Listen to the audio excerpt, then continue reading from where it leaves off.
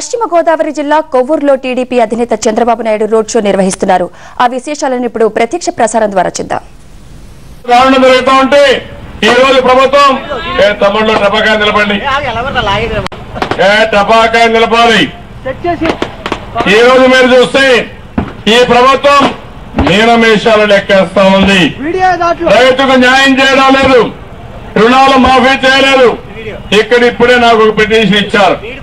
చెరుకు రైతులకు ఫ్యాక్టరీ ద్వారా రుణాలు తీసుకున్నా గానీ లేకపోతే బ్యాంకుల ద్వారా తీసుకున్న వాళ్ళకి గ్యారంటీ ఇస్తే మాకు రుణమాఫీ రావడం లేదు, ఫ్యాక్టరీలే తీసుకుంటున్నాయని చెప్పి ఇప్పుడే ఫిర్యాదు చేసే పరిస్థితి వచ్చింది. ఇది చాలా బాధాకరమైన పరిస్థితి. నేను అడుగుతున్నా, అసలు ఈ రాష్ట్రంలో ఈ ప్రభుత్వం నిద్రపోతున్నారా, నిద్ర మేలుకున్నారా, లేకపోతే నిద్ర నటిస్తున్నారా? ఎందుకు ఈ రుణమాఫీలో ఇంత అస్తవ్యస్తం జరిగిందో మీరు ఆలోచించుకోవాల్సిన అవసరం ఉంది. నేను ఇక్కడికి వచ్చింది ఈ రోజు మనం చూస్తున్నాం, పోయిన సీజన్ లో ఎరువులు దొరకలేదు, చాలా దారుణమైన పరిస్థితి.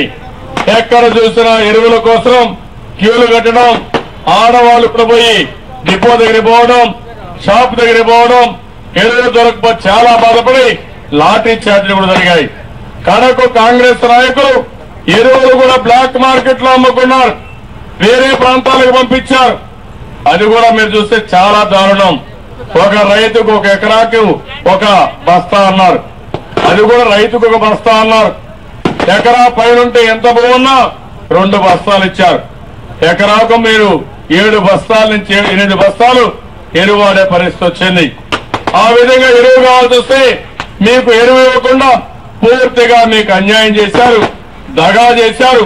కాంగ్రెస్ నాయకులు, నీచమైన కాంగ్రెస్ నాయకులు ఆ ఎరువులు కూడా మీ పొట్టగొట్టి వాళ్ళ పొట్ట నింపుకునే విధంగా బ్లాక్ మార్కెట్ లో అమ్ముకున్నారంటే ఎంత దారుణమో మీరే ఆలోచించాలి.